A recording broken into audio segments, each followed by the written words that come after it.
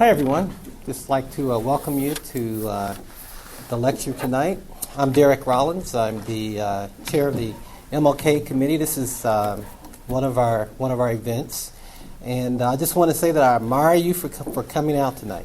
But be careful, because last week I didn't have this.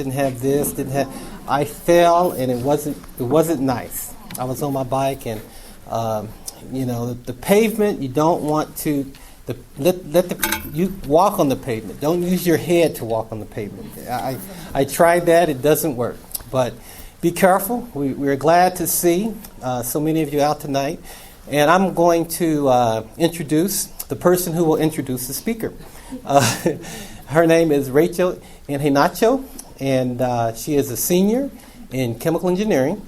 And she will come. She's the president of BSA, Black Student Alliance, and she will come and introduce our speaker for tonight.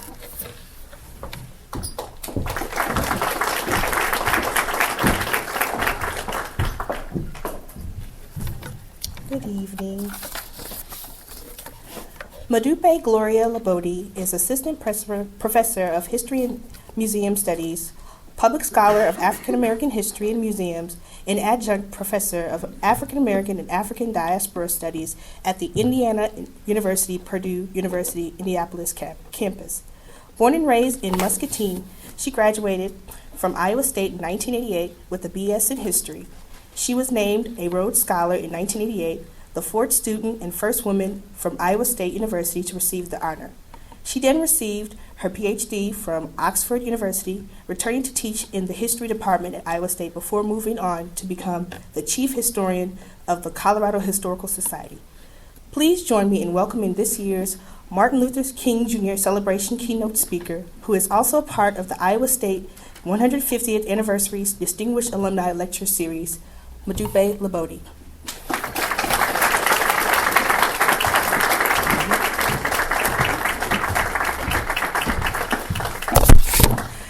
Good evening. Thank you for coming out here today in this kind of drizzly, miserable weather. I was telling people that this is probably the only thing I really, really loathe about the Midwest is freezing rain. And I think we all loathe it, but I admire your courage for coming out today. Thank you, Rachel, for that generous and kind introduction. I realized how many of these titles are so absurdly long, And the place that I'm teaching now, I think people call it disrespectfully Yui Pui, even though it's supposed to be Indiana University, Purdue University at Indianapolis. So I would like to also thank in particular the sponsors of tonight's lecture, the Martin Luther King Committee, Derek Rollins, who's here under injury, and especially the Committee on Lectures, and Pat Miller. I am humbled and honored to be here tonight. As you have heard, I was a student at Iowa State University. And although my participation in the Committee on Lectures was one of my really key foundational experiences of being a student, and in some ways was life-altering, I never pictured myself as participating in this role as a speaker in the sunroom. Before starting my comments tonight, I would like to invoke the great Iowa State alumnus, George Washington Carver. As Iowa State University is marking its sesquicentennial, I think that it is appropriate to remind ourselves of the real experiences of Carver, who encountered some of the best aspects of what this university has to offer, as well as its less honorable aspects. I am a big fan of literature, and I really believe poetry and prose give us some insight into historical experiences. So I'm going to mix a little poetry reading in here. I'd like to read a poem by Marilyn Nelson, a poet who teaches at the University of Connecticut Storrs, and she has a poem cycle called Carver. And I would like to read the poem Cafeteria Food. And its subtitle is Iowa State College of Agriculture and Mechanics Art, 1891. Even when you've been living on wild mushrooms, hickory nuts, occasional banquet leftovers, sneaked out of the hotel kitchen by a colored cook, and weeds.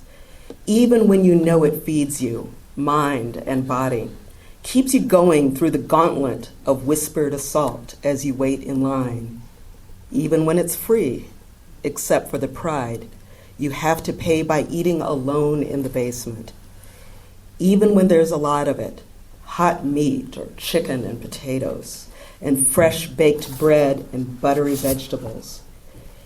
Even when there's dessert, even when you can count on it day after day, even when it's good, it's bad. I'm here tonight to share some thoughts about the so-called hidden civil rights movement. Professional historians can and should rightly grumble that there is no such thing as a hidden African American civil rights movement. It's true that many people have written about African American life in Iowa and other places in which Black people constitute a small proportion of the population.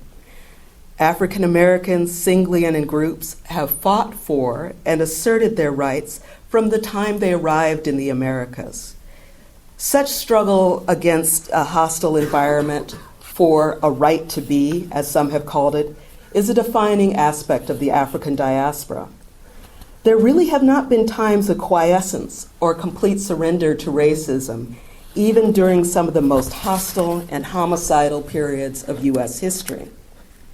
However, as many of you well know, in the popular imagination, and in the way many of us, including myself, have absorbed history in fits and starts from grade school and middle school projects, assorted documentaries in the History Channel and PBS documentaries, or blogs and sound bites, the African American Civil Rights Project appears in the national consciousness as a jittery, almost illogical YouTube video, and one that I have to say often does not feature Iowa.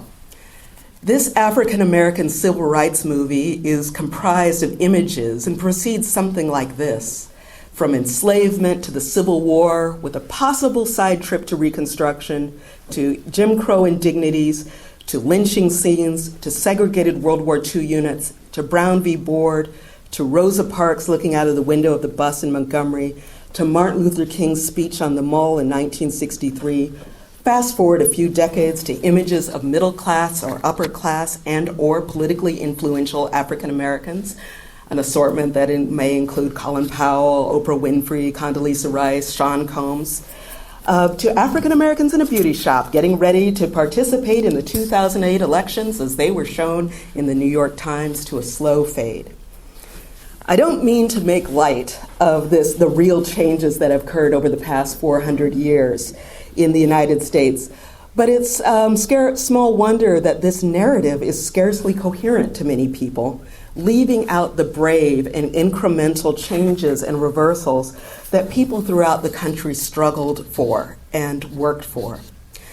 As a historian, I think I can contribute in a very small way towards making the civil rights history of the United States a little bit more coherent by filling in just a few of the blanks, including places where people often think civil rights struggles did not occur.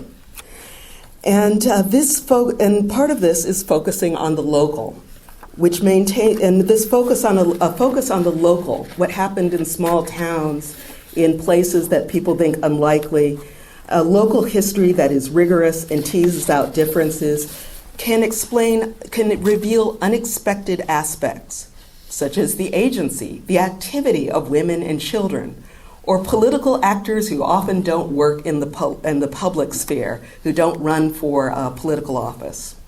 For example, recent studies of African American women in Louisiana's NAACP and in the other aspects of the 1960s and 70s civil rights movements have also revealed the tensions within communities of native-born whites, African Americans, immigrants, suffragists, revealing political change to be more complicated than that sweeping overview initially indicates.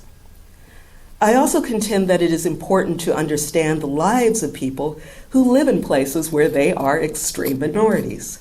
Part of this comes from my own experience growing up in Muscatine, Iowa, living in various parts of the Midwest and West. And I'm concerned with the choices that people make and how their presence changes their communities. People living as extreme minorities, whether African American, Asian, sexual minorities, often didn't have the respite or sanctuary of relative anonymity. And their choices and their interactions with the majority communities reveal the complex nature of history in the United States and show how change occurs in places such as small towns and provides valuable counterexamples to the justly familiar narratives of Black people's lives in other parts, whether it's New York, Alabama, California, and so on. The interactions among Black and white people in these cases also reveal to us how important it was for whites to fight for white identity in areas where they formed the vast majority. My interest is also driven by my belief in public history, that is, in practicing history beyond the academic apparatus, that of bringing rigorous and complex views to popular audiences, whether through articles, through exhibits, sometimes through blogs. I think that this is the way in which history has to be brought to a larger group of people. I have realized the importance of understanding that the past did not necessarily resemble the present, and trying to share those perspectives with people who are interested in the life of their communities. Individuals in the past made choices they were shaped by large social, economic, and geographic forces, but sometimes they're alien to us, seemingly fragmented but yet deeply familiar. We don't necessarily have to learn from them. I'm not going to say that you're doomed to repeat the past, but neither should we assume that our society is always better, always progressing from some retrograde, distant past. With these thoughts in mind, I would like to tell two stories of hidden civil rights movements. One, the quest for equal education in the 19th century, and second, the protest by African Americans and their allies against D.W. Griffith's popular and influential film, The Birth of a Nation. My examples come from my research in Colorado when I was the historian at the Colorado Historical Society, and an overview of experiences in Iowa, drawing on the historians who have worked in this area. My information and knowledge about Iowa is not as textured as that is Colorado, and I welcome any comments or corrections. So first, about education. Susan Clark of Muscatine, Iowa, is a story that might be familiar to some people. Has anyone heard of Susan Clark? Okay, I guess it is not familiar to some people. From the beginning of the Iowa but I should say Susan Clark is a 12-year-old little girl. So this is one way in which children can have some agency in history. From the beginning of the Iowa Territory, white Iowans consciously excluded African Americans from the school system, despite challenges from whites and African Americans who contended that public education should be open and free for all. The law grudgingly allowed the possibility of integrated education if all the whites in a community, without one dissent, voted to allow blacks into the school. Such instances were probably not common. In areas of the state with sufficient black population, such as Keokuk, Keosauqua, and Muscatine, there were separate schools established for African American children. And just incidentally, African American men in Iowa weren't allowed to vote until 1868. So this is in the context of a lot of restrictions, race-based restrictions in the state. At one point in the 1840s, Muscatine boasted of having the largest black population in the state. Although that might seem incongruous, the territory was on the Mississippi River, and many people came to the area seeking work. Among its residents in 1867 was a man named Alexander Clark Sr., a journalist, politician, and landowner. He had come to Muscatine in 1842 as a 16-year-old from Pennsylvania, and he established himself in the sometimes lucrative profession as a barber. He was a committed activist on behalf of civil rights and served as a conductor on the Underground Railroad. He consistently called attention to the blatant inequalities in Muscatine schools for blacks and whites. Many African American children could not attend the remote school that was set aside for black students, and those who could had fewer supplies than their white peers. So, for example, the white teachers in Muscatine received at the base level of $700 per year in the 1850s and 1860s, while the salary for African American teachers ranged from $150 to $200. In September of 1867, 12-year-old Susan, one of the Clark family's 3 children, attempted to enter grammar school number 2. But she was turned away because it was a white-only school. This refusal gave her father the opportunity to sue the school board. The case, Clark v. the Board of Ed Directors, City of Muscatine, went to the Iowa Supreme Court.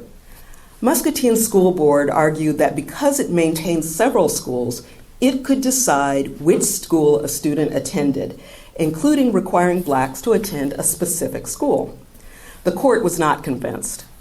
Justice Chester Cole ruled that due to the principle of equal rights to all, African Americans could not be excluded from public education. Cole was concerned that if the board of directors had the authority to establish white-only schools, then they could also establish schools or exclude schools for immigrants, limiting the rights and privileges of person by reason of their nationality, which would be to sanction a plain violation of the spirit of our laws, he wrote. So from 1868 onwards, there was no legal authority to insist that black people attended separate schools. However, lawsuits that were waged as late as 1875, for example, against the Keokuk school system, indicated that segregated schools persisted and flourished in Iowa. Keokuk lost the lawsuit in which they argued that separate schools were legal, by the way. But not incidentally, Susan's father, Alexander, was a leader in the fight for black male suffrage, and in 1868, he was able to vote for the first time, when the state legislature removed the word white from the state's constitution. Alexander Clark, we don't know that much actually what happened to Susan, this child, after she kind of disappears from the record, which isn't uncommon for children or girls at this time. But we know a little bit about Alexander Clark Sr. and Alexander Clark Jr. They both enrolled in law school at the University of Iowa after the state made it illegal for black men to enroll in law school, because that was illegal. And they then practiced law, and Alexander Clark Sr. became the one of the U.S. envoys to Liberia. So if you're ever in Muscatine, you can stop by the Alexander Clark Sr. house. I think it's still standing there. Colorado followed a similar trajectory. In this western state, establishing schools was an important priority. Educating youth said that they proved that the state was more than a mob of rough miners, but was creating responsible citizens in prosperous towns. The first private school opened in 1859 in Denver and was surprisingly diverse. On the opening day, the class was comprised of 13 children. 9 were white, 2 were American Indian, probably Arapaho, and 2 were Hispanic. The territory did not get around to making provisions for public education until 2 years later, in 1861. In its first session, the Legislative Assembly authorized taxing property for funding schools, but included racial restrictions. School districts were required to keep a list of all the students who were eligible to attend school from age 5 to 21.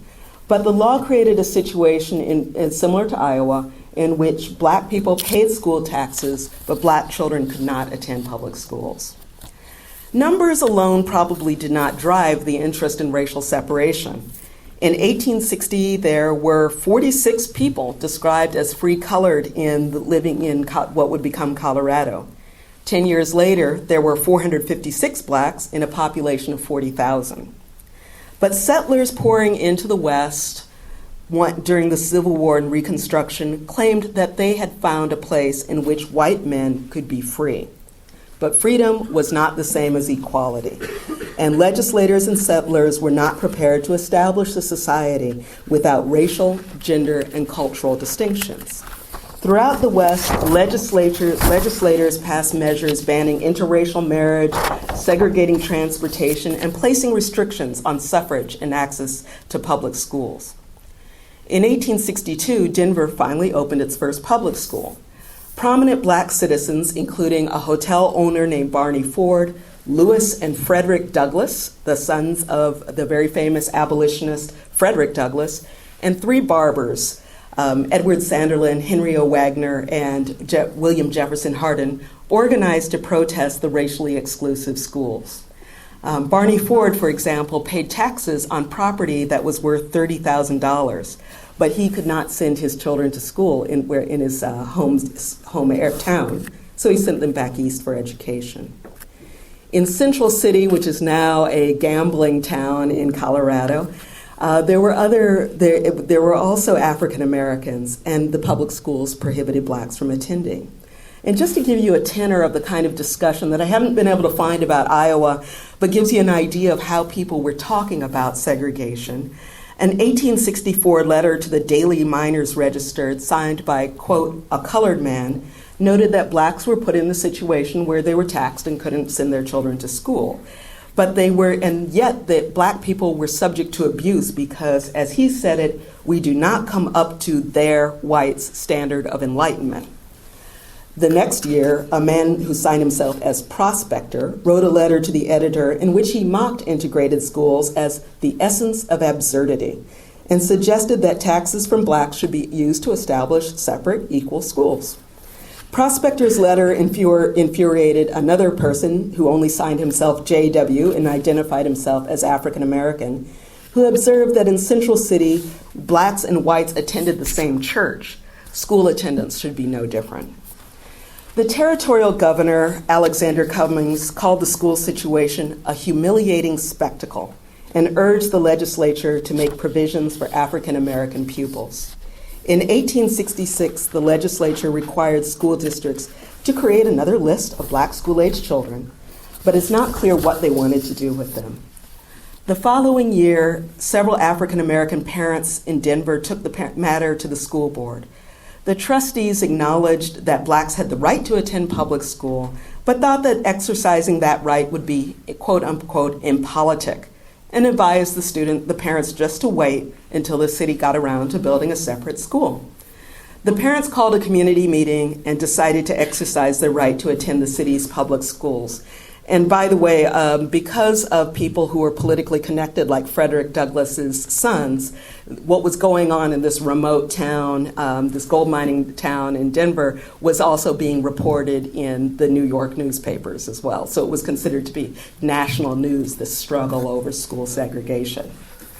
The Daily Colorado Tribune supported the parents' actions. An editorial criticized whites who grumbled that African Americans were, quote, getting too smart and too fast, and noted that American people admire independence unless exhibited by a Negro. Further, those parents who wanted to keep their children away from black students were happy to use the taxes that African Americans paid. The school principal resigned when he learned that African American children would be attending public schools. In his letter of resignation, he complained that racially integrated classes only generated bickerings and quarrelings, and he would have none of it because it made him impossible to teach. He also noted, incidentally, that they weren't paying him enough for this, and he later opened his own all-white school that attracted parents who were opposed to racial integration. Perhaps due to situations like these, in 1868, the legislature authorized the creation of racially segregated schools if there were more than 15 black children. In Denver, the school district scrambled to provide a facility for African American pupils. The children first attended school in a rented building, then in a Baptist church, and finally in an AME, African Methodist Episcopal Church. In Central City, the number of school-aged black children quickly fell below the required 15, and the separate school closed. The children's parents, tired of proving the difficulty of providing separate schools, finally hired a lawyer. And I always wondered why it took them so long to hire a lawyer, but they did. The attorneys argued that as citizens, African Americans had the right to public education. After all, this is what the civil rights, the amendments to the Constitution that were being discussed at this time were about. Moreover, just as the stage coaches between Central City and Denver had conveniently integrated, it made it a little bit difficult to make that trip when you had to wait for an all-black stagecoach. Therefore, the school should also integrate. The school board gave in, and finally Central City schools desegregated. Denver, by contrast, maintained racially separate schools in 1872, when the city opened a new school that operated without a color line, and so Denver's schools quietly integrated, or so it seemed. The assiduous interest of Iowans and Coloradans in establishing racial barriers in education when there were actually very, very few black people to worry about, if you want to put it that way, indicates how deep the interest in the politics and in amongst the local settlers was in creating exclusively white areas. And I should note that as Noel Ignatieff, the author of the book, the influential book, How the Irish Became White, and others have indicated being white wasn't a solid category. For example, at the time that I'm speaking of native-born Americans of European descent, Northern European descent, did not consider other people, such as immigrants from Ireland, Southern Europe, or the Middle East, as white. Sometimes groups such as the Irish or Italians could become white, while other people ranging from Sikh immigrants to people from Lebanon or Jewish immigrants found themselves in categories that could sometimes be considered white and sometimes they just weren't black. Race or color-based segregation was not logical, consistent, or exclusively Southern. The West, as historian Peggy Pascoe has demonstrated in her work on anti-miscegenation laws, was doggedly, if inconsistently, interested in constructing legal barriers separating whites, American Indians, Asians, Latinos, African Americans, all sorts of different people that you didn't even know existed. People in the West were very interested in separating them. But this separation wasn't always consistent. So in some parts of lives, such as education, they were supposed to be separate, while in other aspects of public and private life, the races and ethnicities mixed vigorously, if not always happily. And visitors talking about Western hypocrisy would often note that the red light districts were often happily integrated. You had cowboys who were coming from all different colors and from all different parts of the world. Yet at the other times, these states also wanted to make it very difficult for blacks and whites and Asians to actually interact in the public sphere. Over the century, the 20th century, both Iowa and Colorado grappled with difficult questions about education, race, and ethnicity. The Brown v. Board ruling set in motion challenges to a de facto system of segregation throughout the North and in the West. In 1973, the U.S. Supreme Court ruled in Keyes versus Denver School District Number 1 that the school board intentionally had segregated African American and Latino children from white children, initiating another complex phase of the history of education in Colorado. But this was the first school desegregation case in the country that took on the segregation of Latino children. Iowa, too, has been grappling with issues of busing and desegregation. I think that was just in the today's Des Moines Register on the cover. And as a public historian, as kind of an aside, it's fascinating to me that in the 1960s through the present, students, teachers, parents, and politicians throughout what has been considered to be the North, the East, the West, the Midwest, have embarked on this massive social experiment, that of compulsory and sometimes voluntary racial desegregation in the school. But it's interesting how few times we actually speak about this in what were the shared experiences of people, say, my age, in their 40s. We have kind of this agreement that it wasn't a success, that it was regrettable. I think that's kind of the film that runs in people's minds. But the complexities, the disappointments, the angers, the joy, the isolation of this time period have not often been discussed in a public format. And few museums or historical sites have tried to interpret the meaning of this time period for the U.S. So leaving education for a moment, I'd like to jump into the early 20th century. I should say that my favorite time period is the 19th century, so it's always hard for me to go into the last century, let alone the 21st century. And I'd like to just mention a little bit about a second story about an extremely polarizing movie, The Birth of a Nation. Has people here seen that movie? Okay, I've got a few people who've seen The Birth of a Nation. D.W. Griffith's The Birth of a Nation hit the nation's screens in 1915. The movie, a dramatization of Thomas Dixon's racist novel, The Klansman, has received praise for its innovative use of film techniques. It also received criticism for its use of racist tropes, in which African men were portrayed as bestial rapists, and the Reconstruction period as the time of Negro misrule, in which boorish, poorly educated blacks lorded their authority over white Southerners in collaboration with evil calculating Northerners, the carpetbaggers, who saw their South as a top place to make a profit. And again, I'm not trying to mock this, but it's kind of difficult to speak of it sometimes. None of these tropes were innovative. Fiction and histories had made similar arguments with various degrees of subtlety, and usually not much subtlety. But the film combined these ideas with exciting imagery, with the music that would be playing in the theater in which you saw it, and also carried with it the imprimatur of historical accuracy. Audiences were not merely being entertained or manipulated, but they were encouraged to go to this movie to learn something important about their country. So in many parts of the country, school children were given special cheaper admission to The Birth of a Nation, and classes were encouraged to see it, to learn about the accuracy of what happened during the Civil War and Reconstruction. And of course, President Woodrow Wilson, who had been a classmate of D.W. Griffith's in Princeton, saw the movie in the White House and declared, "It is like writing history with lightning. And my only regret is that it is all so terribly true." So this is something that also appeared in a lot of the ads. So if you have the president telling you should see it, it's quite an ad. The relatively young organization, the National Association for the Advancement of Colored People, or the NAACP, organized protests against the movie. Several scenes in the movie, such as those depicting a black man who skulked after a white woman who threw herself off of a cliff rather than face a potential rape, were considered particularly insulting or even dangerous.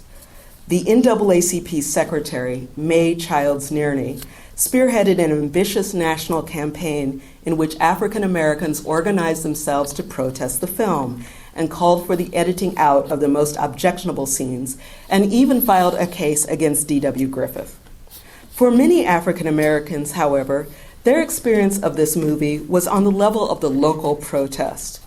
Blacks in many communities used existing censorship laws to try to persuade their local communities to shut down the production, based on this concern that it would incite racial hatred or even riots. The attempt to have this movie censored would require African Americans and their allies to convince censors to ban the movie on the basis of racial issues. And to kind of illustrate how difficult this was, what an enormous task, the only movie that the censors had banned nationwide on the basis of racial issues was a movie that depicted that Jack Johnson, a boxer, his defeat of a white boxer, Jim Jeffries. So that was the only one that was considered to be racially incendiary. African Americans in cities from Boston to New York rallied to close down the movie. They raised the issue, but ultimately the movie showed in most places without obstruction or edits. Yet in smaller cities and towns throughout the country, African Americans mobilized using existing networks to ensure that their communities would acknowledge that they did not agree with the way in which Griffith portrayed them. As The Crisis, the journal of the NAACP, explained, the movie portrayed blacks in three ways. The Negro, as The Crisis said, was either, quote, an ignorant fool, a vicious rapist, or four ways. An ignorant fool, a vicious rapist, a venal and unscrupulous politician, or a faithful but doddering idiot. And for those of you that's read a lot of W.E.B. Du Bois, you can just kind of hear him saying that. In Iowa, these protests occurred in various levels. George Woodson, an African-American attorney based in Buxton, Iowa, the coal mining town, traveled to Davenport, Iowa to help that local community try to defeat the movie through legal ordinances. Woodson's legal partner, S. Joe Brown, was a force in Des Moines and one of the leaders of the Des Moines branch of the NAACP, which had formed just before the movie had been released. According to The Crisis, Joe Brown succeeded in having the movie banned because it incited racial hatred. Interestingly enough, Brown was the architect of Des Moines' ordinance prohibiting, quote, entertainments that stimulated racial prejudice, unquote, which had been passed in 1907. May Childs Nerney corresponded with Brown and encouraged other cities to use Des Moines' ordinance as a model. The NAACP played a leading role in the protest involving people of all races. This was an interracial organization, but it was not the only player. In Waterloo, leaders of the African Methodist Episcopal Church delivered a petition to the mayor asking for a permit that the movie be withdrawn. The signers of the petition argued that African Americans and whites had finally tempered the hostility against blacks that had been simmering for years. So, for example, in 1940, the Waterloo City Council had attempted to prohibit blacks from swimming in the Cedar River, and they initiated a campaign to confront the quote-unquote bad Negro problem. The mayor ignored the petition, and the film had a 5-day run in Waterloo. In Denver, looking west, the anger about the movie was furthered by the humiliations of various forms of de facto segregation and the local political situation in which African Americans had lost their jobs under a reform mayor. Patronage was really common, that a lot of times that the mayors would deal with a local political actor and try to distribute jobs to blacks in that way. The reform mayor also was opposed to censorship. So they argued that there should be no way that the birth of the nation, however objectionable, should be censored. Denver's black community, however, found some support amongst whites as they battled in the municipal courts to ban the movie under existing censorship regulations. And one thing I should mention is that censorship was really common under this time, especially dealing with issues of sex. A lot of anything that was considered titillating oftentimes would go and there would be a censorship battle. Usually they would lose, the films would screen and so on, and people got very excited about it. So using race was one of the ways in which it was considered to be innovative, kind of unusual as a way to ban movies. The figurehead of the pickets, and the legal struggle in Colorado was a male editor, J.J. River, of the Colorado Statesman. But in practice, it was often women who organized the protest. Often these women were organized in church groups by denomination, so the Zion Baptist Church, the AME Church, even the Black Anglican Church or Episcopalian Church, and often women working in clubs. So club women today often are considered, often kind of dismissed as people, not often acknowledged as the political actors that they were.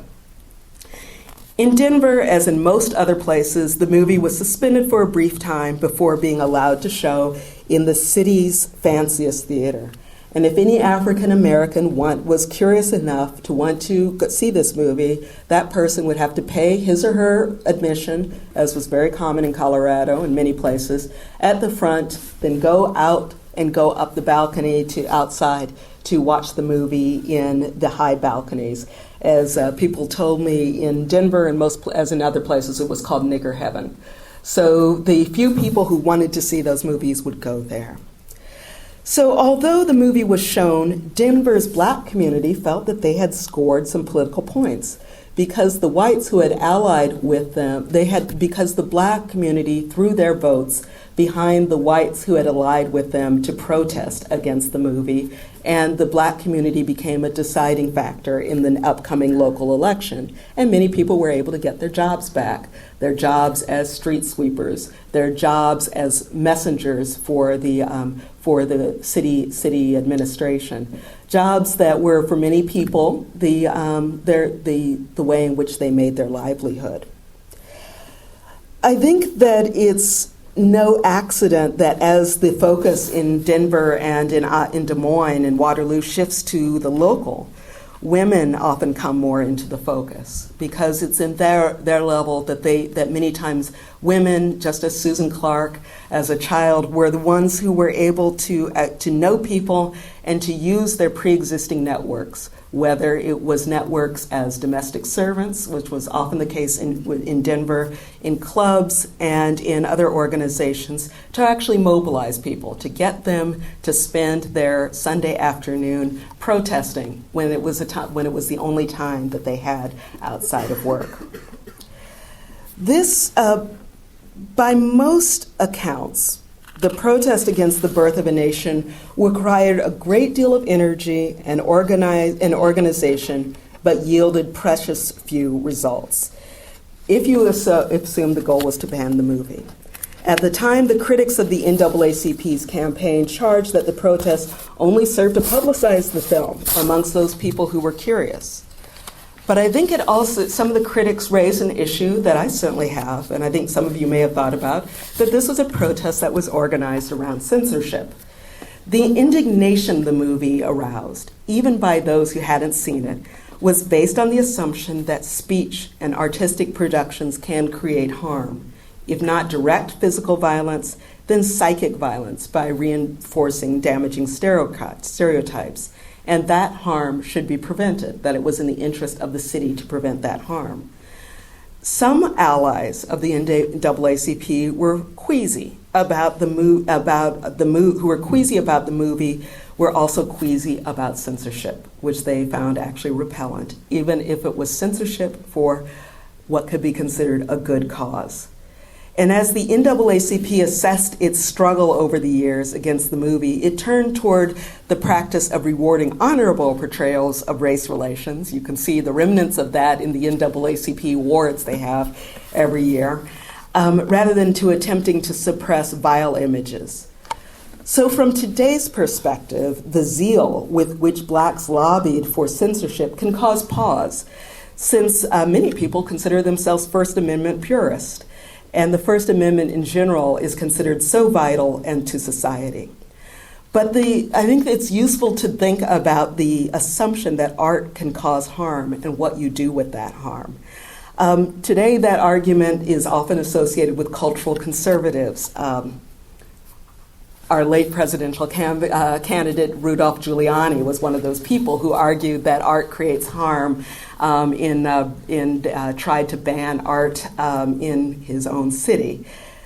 But it's very interesting to me, who has been often opposed, I am opposed to censorship, to see the ways in which this protest mobilized people, and that it's a way in which the language and the anger has connected to me, and made me realize yet again that free speech is not without creating harms. The question is for us today is what we do with those harms. Despite the lack of success in most of the cases on local civil rights movements, these protests and struggles were enormously popular and influential. At the local level, they revealed that African Americans were committed to defending their name and using the tools at their disposal. And it means that they were also able to use small victories in a way that was bolstering their communities.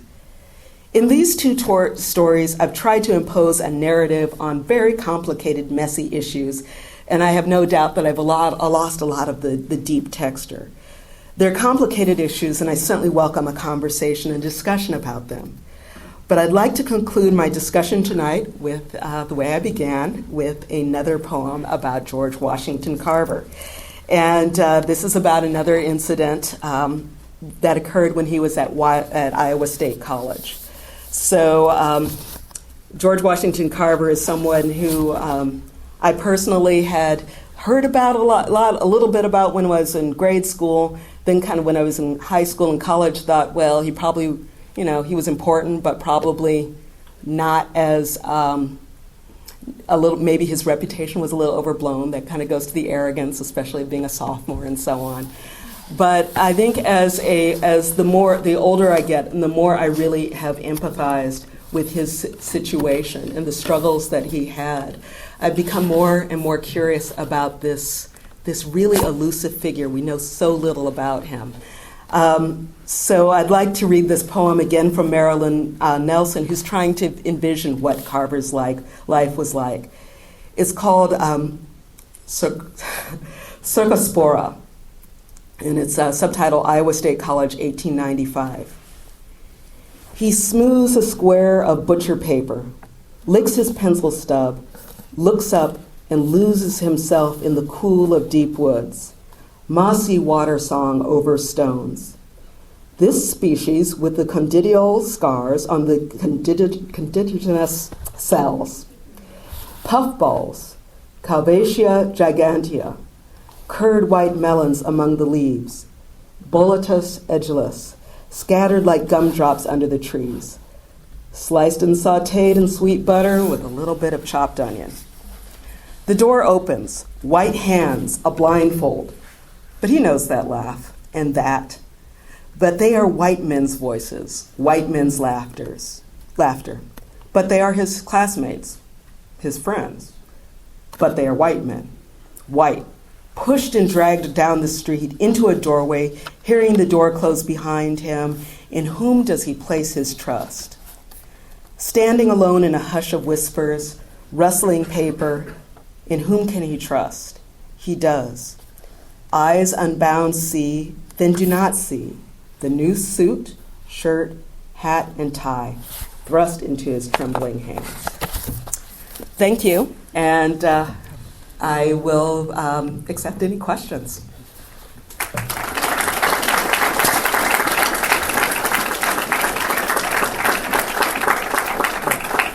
The way we're going to do this is, those of you that have questions, you have the microphone come up and form a line, and we try to get as many questions as we can answered before after the voting has to take place.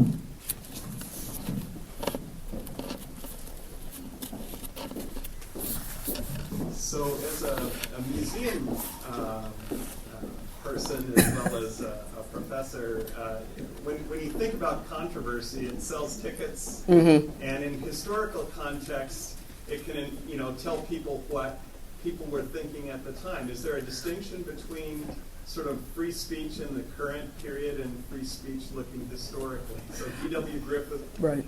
Showing now versus D.W. Griffith showing. I think that's a really important point. I think free speech was not considered absolute at the beginning of the 20th century. That censorship was considered to be really important for the public good.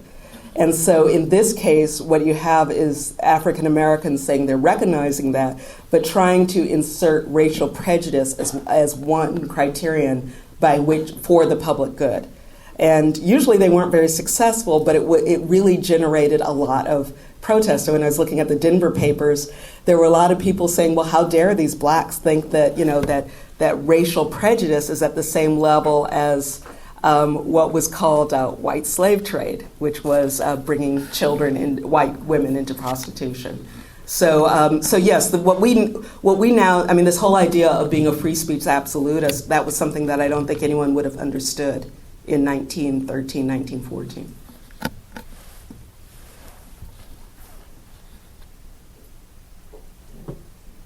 It was quiet. Gotta get you awake here. Come on. Stunned by history. Stunned. Yes. What is the most important thing that you would like us to leave with? Oh my goodness. What is the important thing that I would like you to leave with? I would like you to just consider that the past has some relevance. I've been thinking these are stories that come from a long time ago. And for many people, part of the thing, I think the difficulty is they never heard about this before. so that the past has some relevance, and you also might think about why you haven't heard, not necessarily these stories, but stories like them. And I think that there's a complex reason, there's a lot of reasons why that's the case, but I think sometimes our past has been stolen from us. I think not from, sometimes in very kind of conscious, malicious ways, but oftentimes in ways that kind of say, well, we need. I've been there. I've taught. I need to cover a certain amount of time. I've got to cover a certain amount of history in this class period, and so you lose a lot of the texture. The other thing that I'd like you to think about is that there have always been people in opposition, whatever that is. Sometimes it's honorable opposition. Sometimes it's really dishonorable opposition. But one of the things that that I've always been annoyed when I hear people say was that it was always that way. People always thought that back then. Actually, they probably didn't. Not everyone thought that way. Yes. I'm afraid this is going to be more comment than a question. So. Oh, that's fine. Go ahead. I'm a journalism professor and a historian, and have been studying the Iowa Bystander, which is the paper down in Des Moines. And I think it's very interesting what you're bringing up about the D.W. Griffith film, because I've noted in passing that John Wayne Thompson, who was the editor at the time, opposed it. And I think you're absolutely right about the more libertarian, absolutist interpretation of the First Amendment, which we sort of live under. Mm-hmm. That doesn't really come until after World War I. But I think what's very interesting is the irony that, first of all, Thompson opposed Wilson because Wilson was a Democrat and a pro-Southerner, and as soon as he took power, he purged, in some ways, he purged the federal government in Washington of the kind of black jobs you were talking about earlier. Mm-hmm. But also that Wilson, during World War I, had the most repressive, censorious regime in the history of the country, and that happened, and that was for the public good. Right. All right. So I don't think there's a question there, but I wish you would comment on that. Okay. I think one of the things is, it is, coming from where we stand right now in 2008, I think it is worthy to be suspicious of when someone is saying and speaking purely in the public good and trying to restrict language for the public good. I think it's interesting as far as I admired a lot of these people that were protesting so much in defense of their name. And what I think I couldn't, as an historian, I can really admire that as a model. It's not a model that we can pursue in any way. But I think that aspect of making art problematic, and I love art, that's why I had the poems there, is something that needs to be kept in the public dialogue. So, not a big comment, but thank you for bringing that up. I was wondering if you believe that since the Birth of a Nation brought so many black people together, united for one cause, if that speaks as a testament to the First Amendment. If it speaks as an argument for, in a very indirect way, as an argument for the First Amendment. And the importance. That's very interesting. You mean because the movie kept showing? Because through ignorance, it brought so many people together. You believe that. I support the First Amendment. I think D.W. Griffith's intention was not to help black people get together and to protest, and so I think that there were some people who tried to see the silver lining of it and saying, look, at least we got together. And I think that might be where you're getting from, is that at least we got together, at least we were able to defend our name, which was a big trope in the late 19th, early 20th century. Black women were organizing in defense of their name. Black men were organizing in defense of their name.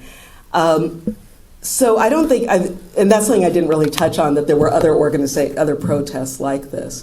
I think what is interesting for me, is that this film was considered so revolutionary right from the beginning. Revolutionary for bringing, for its artistic elements, but also in how it was inciting, really trying to get under people's skin, to get them very excited, in this case, for this interpretation of the Civil War. I think that the actors at that time, and I think it's interesting, W.B. Du Bois and others, they would have been really happy if that movie had just closed, if they had been able to ban it. So they weren't looking necessarily for the First Amendment to be the protector. They were looking, what they wanted was to shut it down. And in many ways, I think a lot of historians have interpreted that protest as a failure. So I'm kind of trying to look at it and see a little bit more of the positive. Yeah. That's a great question, thank you. This is kind of a comment too. Seeing the movie The Birth of the Nation was one of the defining evenings of my college life. I was a senior in college, and we were seeing that movie as an important film. And then, because it was the very liberal 60s, there was going to be a discussion group afterward that we were all looking forward to. And it's a very powerful film, and black people are so vilified in it, and white people and people in the audience end up kind of rooting for the Ku Klux Klan. It's an incredible experience to see that in the liberal 60s. And at the end of the movie, there was going to be discussion groups, and a young man got up and he said, "I'm sorry, the discussion is canceled tonight because Martin Luther King has been shot." Oh my God. And so I saw the movie, The Birth of the Nation, the night that Martin April Luther King was 4th, shot. 1968. That's correct. And I've never forgotten that. And we couldn't believe that was true, and we thought that the person who made that announcement, that it was like a teaching tool to see, you could root for the Klan, and then you could cry. Right. And it wasn't a teaching. I guess it was a teaching tool. Thank you for sharing that. That's really powerful. Yes?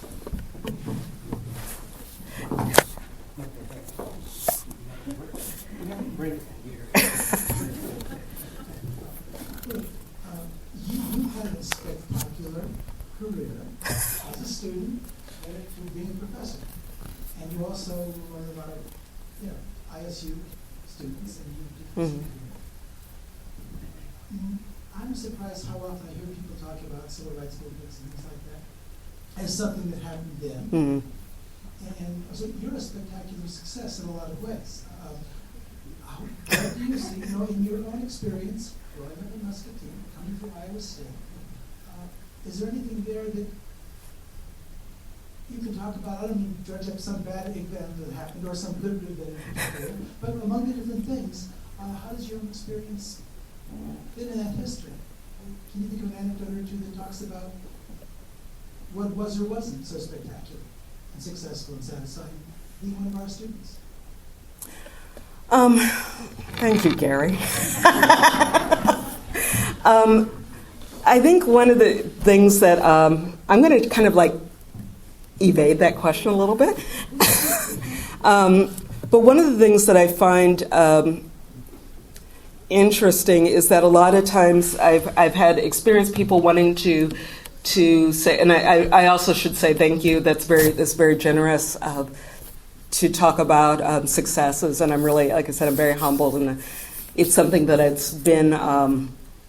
I have a lot of people to thank for anything that I've done positively. But one of the things that I think that I've often tried to resist is when people have said, "You did this, you made this happen, this is something that you have done yourself." I do see myself as very much a historical product.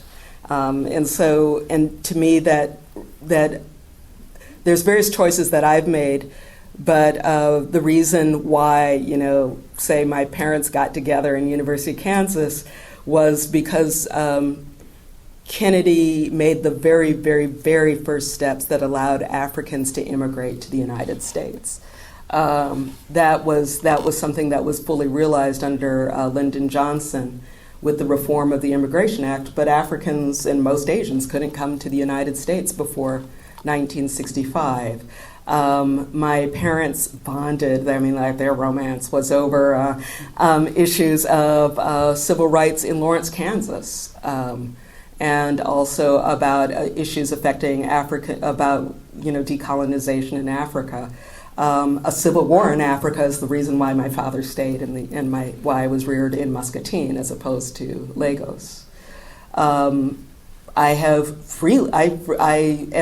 am a beneficiary of a lot of affirmative action work. I'm a beneficiary of people like Dr. Jackson was trying to recruit more students to Iowa State, more African American students. And I think there's often an idea in the U.S. that you do it all on your own merit.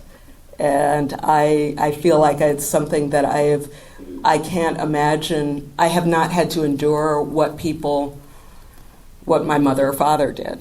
And I'm not saying that it is that makes things all sweetness and light. There have been definitely difficult issues, and I'd say many of the difficult issues with race and gender have shifted for more of an institutional manifestation than kind of being, a direct insult, as my parents have endured. But I wouldn't say that the direct insult has been absent. But I do encourage people to see themselves as part of history too, not just like say, yeah, I think in the U.S. you want to see like you are untethered from the past, that you made it on your own, and I really reject that. I feel very connected in a very personal way to a lot of the struggles that people made beforehand. I also, I think growing up in where I did, I also I also had to think about the aspects of growing up as an extreme racial minority, but also that it meant that there were people who made it possible for my parents to rent in Muscatine, Iowa. And if they hadn't done that out of a sense of a sense of right, that it would have been impossible to live there. And so it reminds me on one level that racial housing segregation was alive and well in places where there weren't a lot of blacks.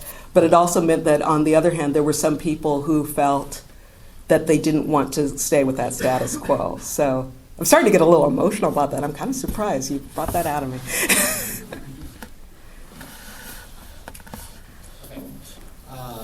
Maybe you can answer this question. I still have an encyclopedia, that actually it was my mom's, Mm-hmm. that I think it was 1972.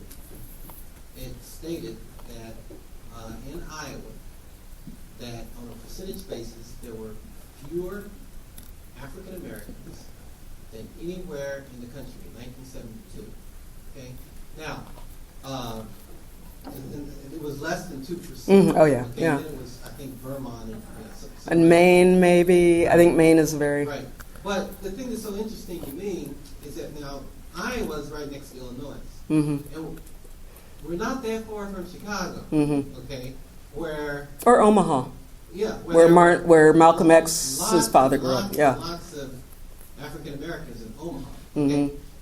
Now, historically, how was Iowa able to, especially with the Underground Railroad and Mm-hmm. everything else Mm-hmm. going to Canada, how was Iowa able to keep the percentage of blacks so Mm-hmm. low? Can you shed some light on that? I could theorize about it. I don't think I can really answer that directly. I mean, one thing to keep in mind is that the percentage of blacks probably has dropped over time.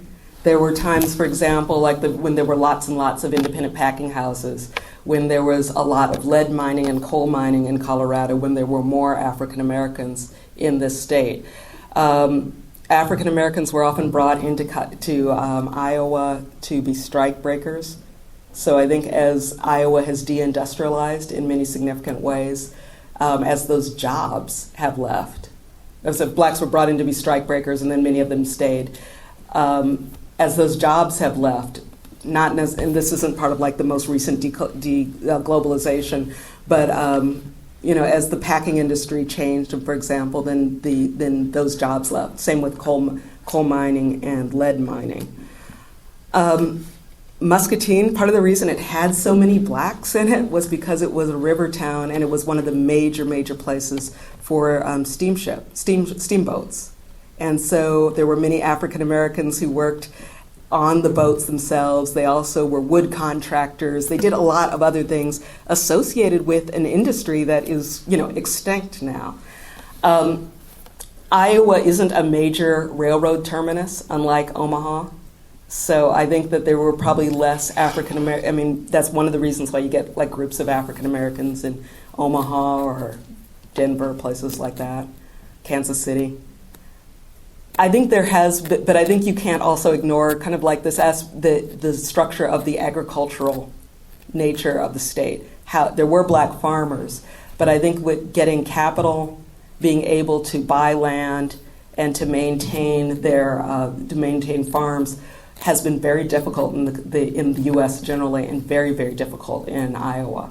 So the number of black farmers has also consistently declined. So I think it's gone up and down, up and down, up and down. But to me, it's always disconcerting looking at statistics for Muscatine County and seeing that there were more blacks in Muscatine County at earlier periods in the 20th century than, say, when I was born. And I think that's part of the changes as far as the demographics. So it's a really it's a really complicated aspect, but I think it's also a really good question about for places that are right now see themselves as largely white, to say like maybe it wasn't always quite this way. Yeah. Yes. What is your view of race being played in the current election? Oh goodness, this is a Daily Reporter. Sorry. Yeah, and also, how do you think that race should be viewed in this election? I cannot. The questions were, what are my views about how race is being portrayed in this election, and how do I think race should be portrayed in this election? I can't answer really the second part, and this is because I can't make a prescriptive aspect because it's very emotional. I have been, and I'll just say personally, I've been really. I've been confused by one aspect when people say you're playing the race card, as if people were transparent or colorless. And then suddenly the minute you say, oh my goodness, Barack Obama's black and Hillary Clinton is white, like suddenly they become raced. And as if saying it makes something, it's almost like the Wizard of Oz, as if saying something makes it so. And I think that kind of discourse is really damaging because it makes it seem that we're all living in a colorblind society, and I think that's not a goal that I would like personally. And it seems that it also kind of has that idea that the minute you talk about race, you're always making things negative and terrible. Why should that be the case either? I think one of the things that I found distressing is the woman black distinction as a black woman.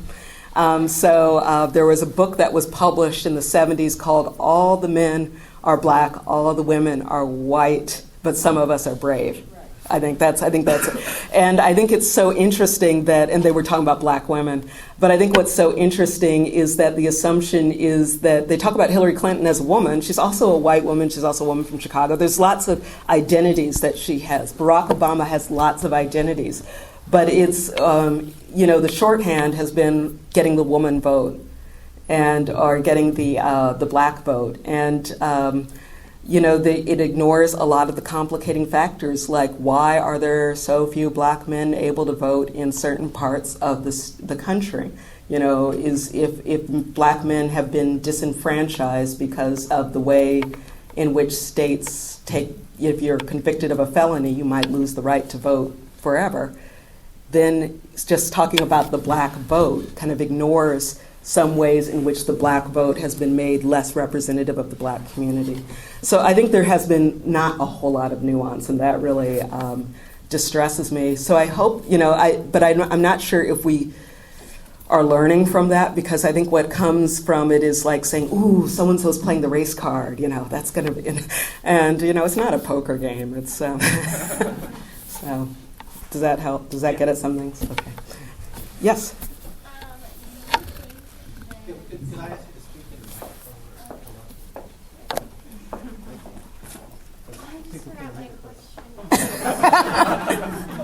I'll get it back. Okay. Somebody else, real quick. I know. I'm sorry about that. We couldn't hear you. Well, I hope you get your question back later. But I think what I'd like to invite people to do is This has been I really appreciate your coming here today, and I really appreciate the conversation that we've had. Please join us for a reception over there. And thank you so much for this opportunity.